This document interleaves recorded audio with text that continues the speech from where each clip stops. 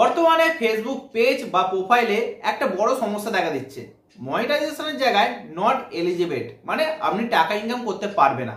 এবার আমরা কি করব? এই পেজটিকে ডিলিট করে দেবো? এই পেজে আর কি কাজ করা যাবে না? বা কিভাবে এটা এলিজিবল হবে, আমরা পয়সা ইনকাম করতে পারবো, সব কিছু আলোচনা করব এই ভিডিওতে। প্রবলেমটা ছাড়াও আপনার যদি অন্য প্রবলেম থাকে ইউটিউব বা ফেসবুক সম্বন্ধিত, রোজ রাত 9:30 থেকে 10:30 অবধি আমি লাইভ করি এই চ্যানেলে। সেই লাইভে এসে আপনারা আপনার প্রবলেম আমাকে বলতে পারেন, আমি লাইভে আপনার প্রবলেমটা সলভ করার অবশ্যই চেষ্টা করব। সর্বপ্রথম এই নট এলিজিবলটা আপনারা কিভাবে চেক করবেন? এটা চেক করার জন্য আপনার প্রোফাইল বা পেজে চলে আসবেন।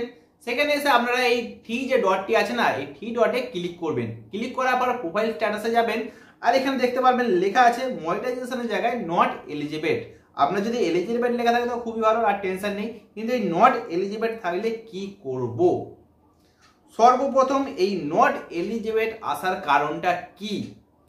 এইটা আসার কারণ হচ্ছে আপনি হয়তো দীর্ঘদিন ধরে এই পেজটা ওপেন করে ফেলে রেখেছেন, একটাও ভিডিও আপলোড করেননি। এইটা হচ্ছে সবচেয়ে মেন প্রবলেম, বা মেজরিটি লোকের যে প্রবলেমটা আসে। এই জন্য আপনি ফেসবুক পেজটা বানিয়েছেন কিন্তু এই পেজে কাজ করেননি, সেই জন্য এখানে লেখা আছে নট এলিজিবল।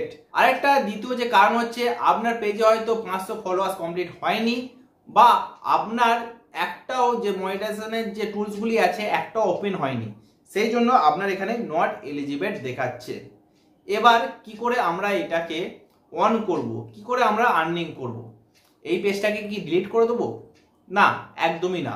এই পেজটাকে ডিলিট করার কোনো প্রয়োজন নেই। এই পেজে এখন থাকতে অ্যাক্টিভ থাকা শুরু করে দিন।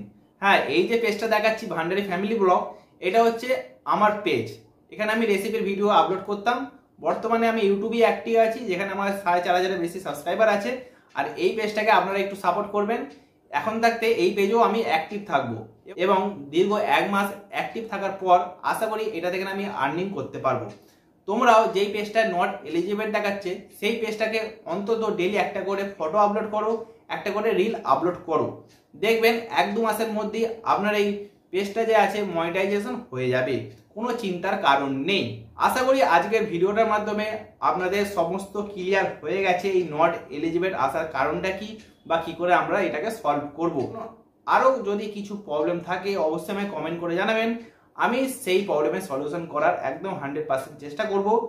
ফাইনাল বন্ধুরা, আজকের ভিডিওটা এখানে সমাপ্ত করছি। ভিডিও যদি ভালো লেগে থাকে ভিডিওটা লাইক করে দেবেন, চ্যানেলে নতুন হয়ে থাকলে চ্যানেলটা সাবস্ক্রাইব করে দেবেন। এখনের জন্য আসছি, পরে আসবো আর একটা নতুন শানদার ভিডিওর সঙ্গে। এখনের জন্য বন্ধুরা টাটা, বাই বাই।